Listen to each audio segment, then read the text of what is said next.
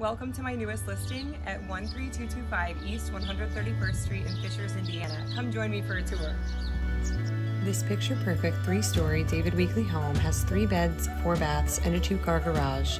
Low maintenance and well-crafted, it has high ceilings, custom touches, and upgrades throughout. The kitchen is a large island, stainless steel appliances, granite countertops, a double oven, and more. Hardwood floors, surround sound, and an open concept plan are first floor highlights. The primary suite has plenty of windows, a tray ceiling, large dual shower, dual vanity, and a custom walk-in closet. You will notice the custom window treatments continue throughout the home. There are 2 other spacious bedrooms, a full bathroom, and a cozy den or office with a weathered shiplap wall on the 2nd floor. Your washer and dryer closet are on this level, as well as a tankless hot water heater. The 3rd floor is a great flex or entertainment space with a well-crafted built-in entertainment system, 2 bars, and a half bathroom.